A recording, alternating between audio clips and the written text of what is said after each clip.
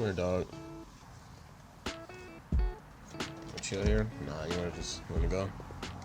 So I might have just found my next go-to EQ. We're gonna be looking at this EQ by Pultec, which is the EQP-1A. And this is a really good EQ if you really want your mixes to have strong, punchy basses that are fat but also tight at the same time. It's really hard to explain. The best way to help you understand is to show you. So I got this drum break right here that we're going to be using. I'll show you how the drums sound while the EQ is bypassed, and I'll show you how it sounds when it's activated. So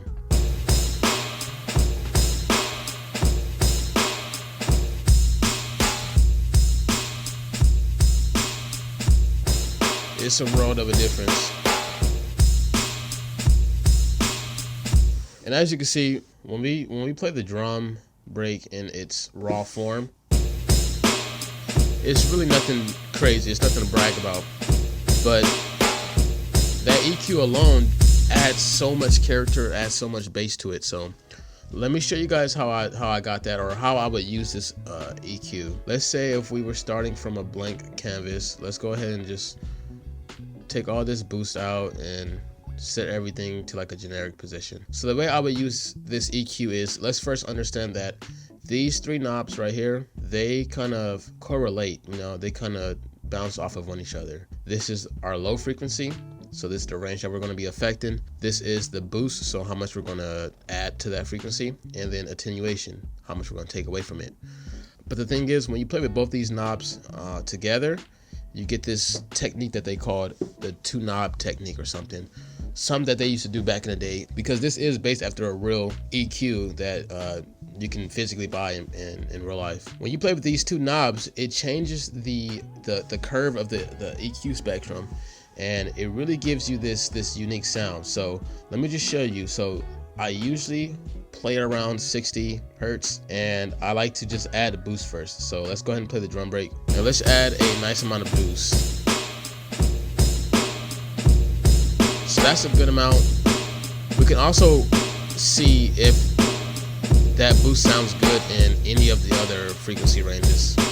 I'm feeling 60 hertz though, so let's go ahead and add some attenuation.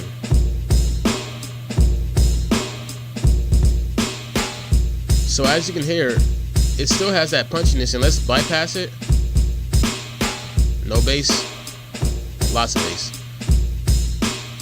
So as you can see, when we attenuate it, it kind of takes out some of the bass, but at the same time, it makes it a lot more tighter and punchier. So that's pretty much what you want. That's what you really want. So I like to just play around and just see what happens if I add tons of boost and tons of attenuation, or low amounts of attenuation or low amounts of boost. You know, just kind of play around and see what sounds good. You also have this little other half of the EQ, and this is what makes the sound that you're affecting sound clean, crispy, sparkly even. So similar to this section, we have the frequency range, the boost, the attenuation, your attenuation selection, and then you also have the bandwidth. So this is how broad or sharp the effect is going to be, if it's going to affect a wider range of frequencies or a very tight small range of frequencies. So let's see what happens when we leave it at, let's put it like 3 for the bandwidth, and then let's go ahead and just add some boost and see what frequency range sounds good to your ears. And let me mention that I do recommend you guys use some kind of headphones or monitor so you can really hear the difference in the sounds. So we're at 16 kilohertz.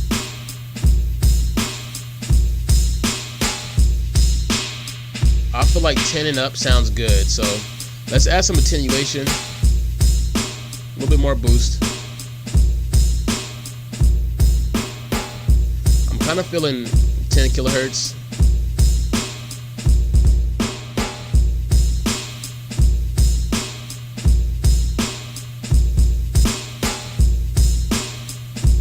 All right, I think I found the sweet spot.